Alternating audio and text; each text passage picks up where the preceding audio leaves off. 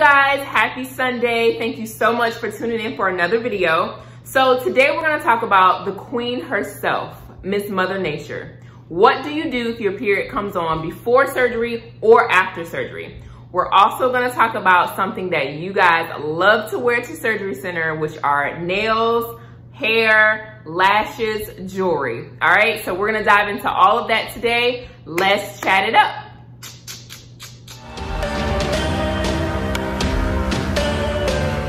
Let's dive right on in. Let's talk about Miss Flo. Okay, so let me just say it is very, very common for women to start their cycle before surgery, on the day of surgery, the day after surgery. Surgery is a stressful time. You're stressed out pretty much the whole time, before, during, and after surgery. You're stressed.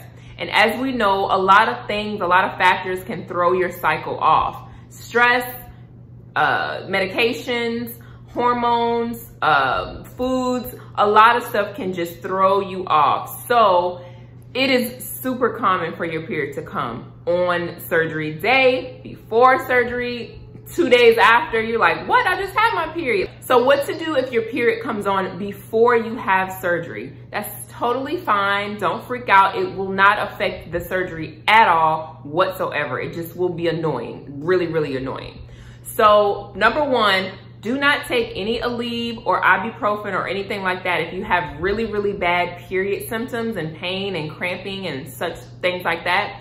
You might want to consult your OBG or your medical primary physician to see if there's any type of medications that you can take other than Tylenol that won't affect your surgery. So Tylenol Extra Strength is pretty much what I would tell you to stick to. But of course, if you have really, really severe period symptoms, consult your OBG and see if there's anything else you can do medication-wise that will not interfere with your upcoming surgery.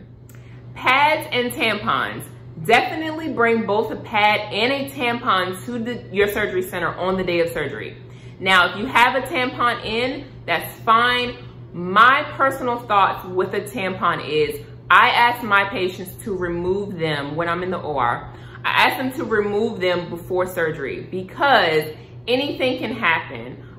Your vagina could get really swollen, your uterus could get really swollen.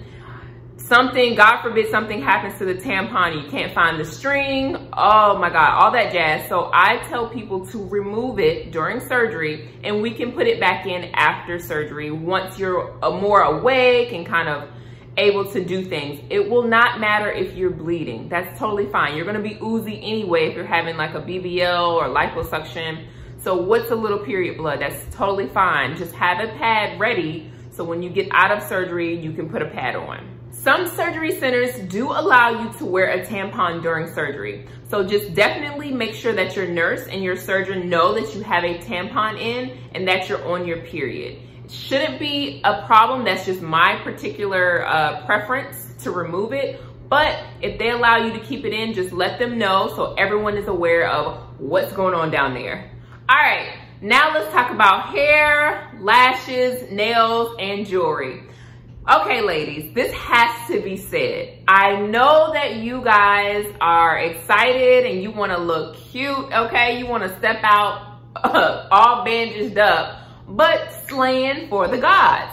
It's okay, you guys. You will not be slaying for the gods if one of your eyelashes are missing. So let's start with hair. Hair. You're gonna wanna wear something that's easy to upkeep for your recovery period. Ponytails, totally fine. If you wanna get braids, box braids, that is fine as well. But remember, when you have them up or say they're down and you're like trying to do something, they're gonna be all in your face. They're gonna be heavy. It's gonna be a lot. Cornrows are really, really beneficial. They're super easy. Any updo, anything that you could just tie your hair back is totally fine.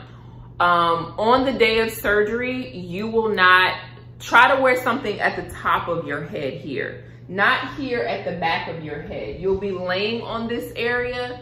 So any like bun or anything could kind of hyperflex your neck. And anesthesia will have to readjust you frequently. Just kind of wear something up here, just out of the way. You can lay your head back and it'll be level. Let's go to lashes. Lashes. Y'all be wanting to wear these lashes, okay? Listen, if you have any lashes that can be removed, just remove them before surgery. If you have the individual lashes, clearly they cannot be removed. Okay, anesthesia will tell you they will try really, really hard to save your lashes so you can be cute for the gods when you wake up. But there's no guarantee, and trust me, that is the least of our priority. Who cares about lashes when you are literally having surgery? You're going under anesthesia. It's a serious matter, seriously. So lashes, if you can remove them, just go ahead and remove them. When you wake up, you can put them back on, baby. You will still be cute. Anesthesia closes your eyes and they put tape over your eyes. And sometimes when they pull that off, your lashes are on the tape.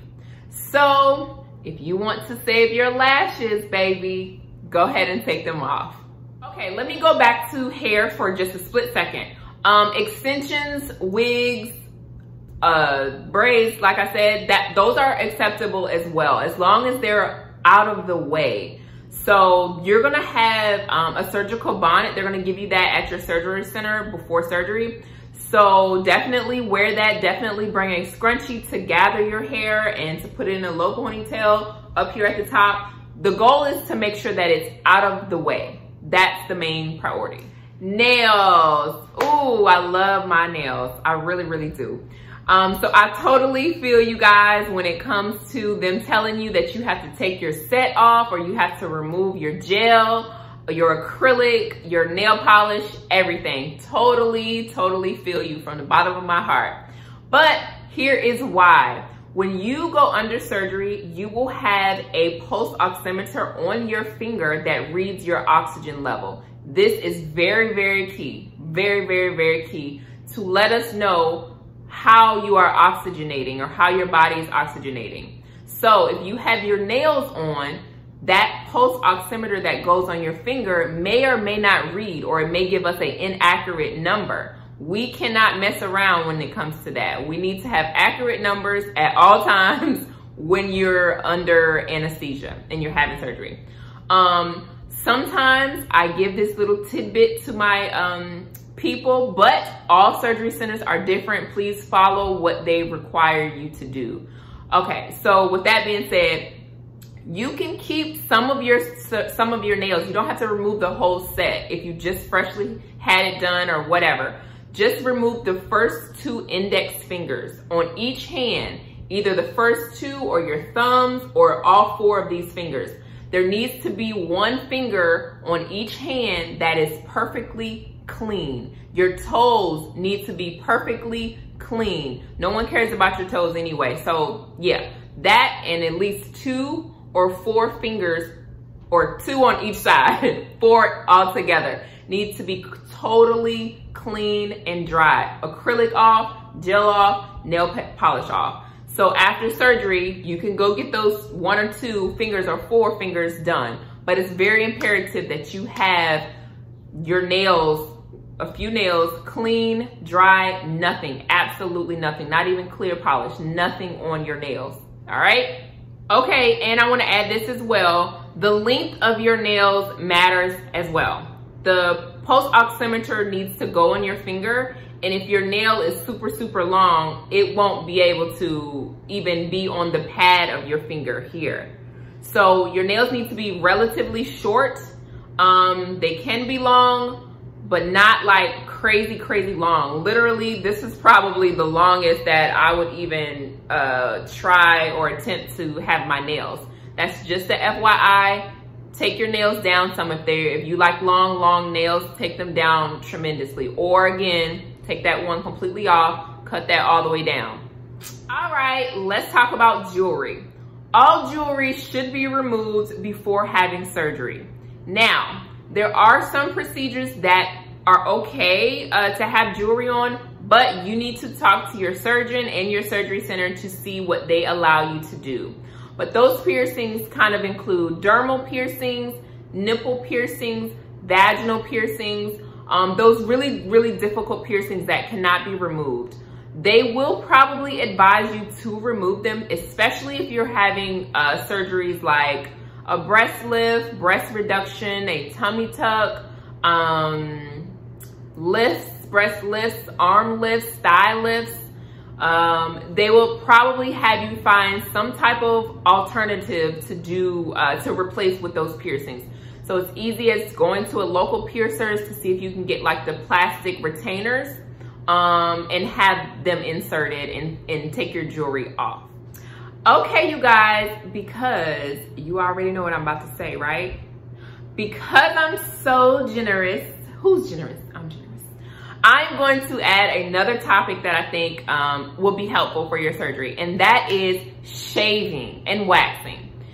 All right, if you must shave or wax, do it 1 week, 7 days prior to surgery. Do not shave or wax before surgery, directly before surgery. Here is why.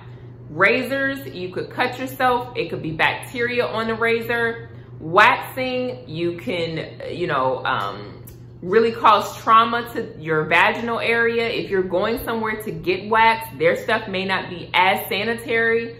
You want to be as clean as possible before surgery. You do not want to open up a portal for bacteria to enter in.